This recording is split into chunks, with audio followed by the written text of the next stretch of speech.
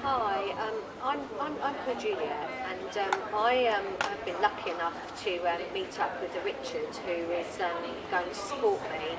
He's already been extremely supportive because he's aware of what's going on, whereas I don't think the British public are really aware of what's going on. Our story, I thought, was a one-off, but it seems that it's really not. It's very, very long, and it's extremely sad, even for somebody else to hear, but obviously to have gone through it, it's horrific. I was unfortunate to lose my father to bowel cancer when he was 49, and I was unfortunate to meet somebody who I didn't realise at the time was a psychopath. And he has been obviously abusive to myself and my family over many years, which have ended in him taking out a fraudulent mortgage on our house. The fraudulent mortgage was actually offered for me to go in with him, and I had to pretend to be either foreign or deaf and dumb.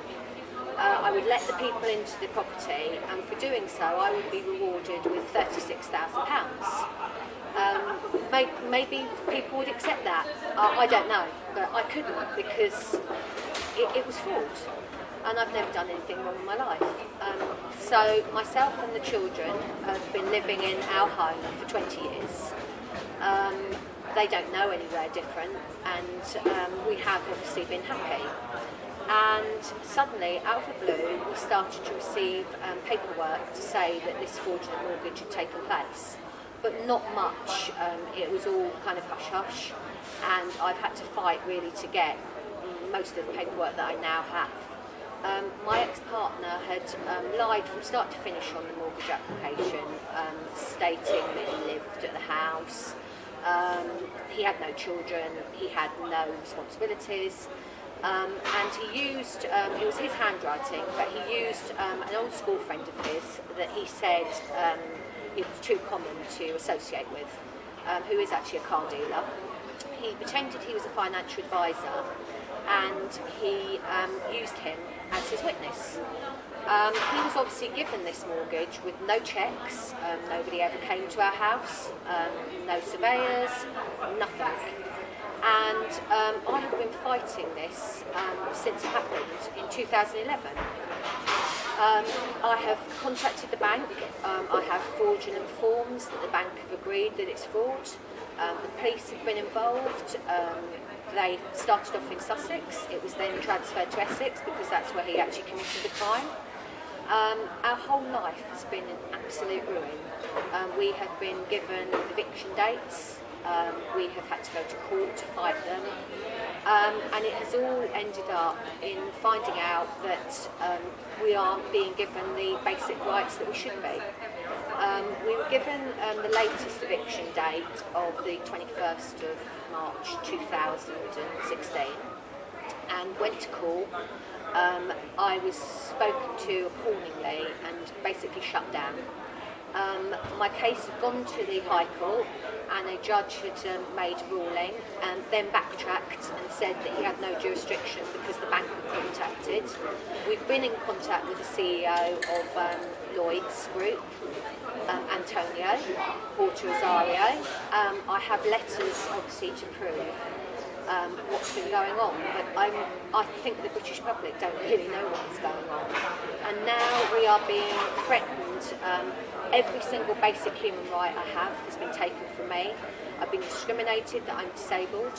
I've been denied the court for me to stay in to receive my medication, which has to be signed for by myself and has to be put straight in the fridge. It's for my life-threatening disease. I suffer with severe Crohn's disease, and my 22-year-old daughter is my full-time carer because of this. I have no support from anybody, and I am now being told that I can't even pay for my actual home, even though it's my home, and the Department of Work and Pensions have offered money, Horsham District Council have offered money, but all of these things have been denied, and I feel that the British public are unaware of what was really going on. The problem is that you may think that you're safe, but I can assure you that I feel that this could happen to any family. It doesn't matter, where you come from, anything, this can happen, and it will literally destroy you. It's taken over my entire life. I can't enjoy anything. I'm always worrying. Every night I can barely sleep. I worry when the post comes of what the post will be, and I worry about the complete conspiracy and corruption that's actually going on in this world. I need the British public to understand we are a normal family, a single parent with 5 children.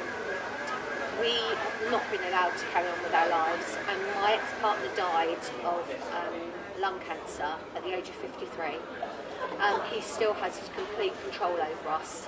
His sisters have come out with a fraudulent will, trying to stop my children from having any money. They are in part minors, and we have had horrific threatening emails from them.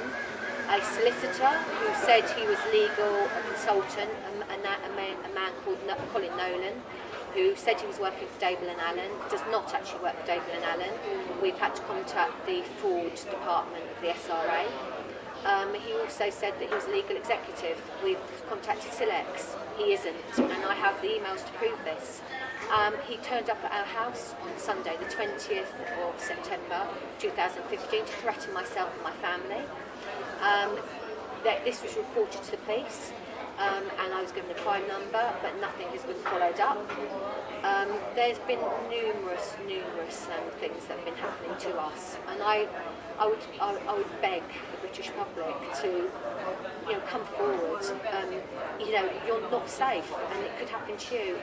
Please, we need your support. If we all rally together, maybe something can actually be done.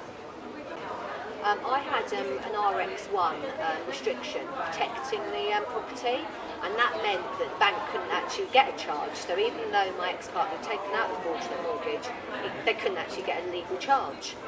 They tried to fight for this, but then said that they didn't want to get into a major dispute.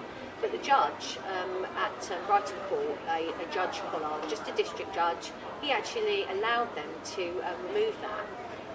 I tried to fight with the actual land registry and spoke to a gentleman who was extremely verbally abusive, but said, I feel so sorry for your family, etc, etc. But there's nobody to go to. You can't make a complaint about me because there's no one higher than me. If you actually have a decision from the High Court putting a stay on it, then nothing will happen to your RX1. I did get a stay, but they'd already removed my restriction, and now obviously I've got an application to put it back on, but obviously it should never ever have been removed because that was my protection.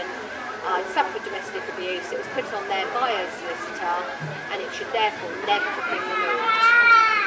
The other worrying thing is that we actually have a permanent caveat to protect the estates, therefore probate can never be granted. And I showed this to a High Court judge, and the High Court judge was unaware of what it was. It's stamped, it's from the family division of the High Court, for probate. And the worrying thing is for a judge just to say, I don't know what it is, I'm unaware of this. I think is extremely worrying. I do have a lot of paperwork, and obviously I will, at a later date, show the British public just some of the actual things that have been going on, and where things aren't properly stamped, or for example, as I said, the High Court judge doesn't even know what something is. Therefore, to take our home away from us, they couldn't do anything with it in any case because we're literally protecting the estate. But you know, at this moment in time, I obviously don't know what is going to come back. I haven't been given a second eviction date, and obviously when I am given all of these bits of information, I'll come back to you.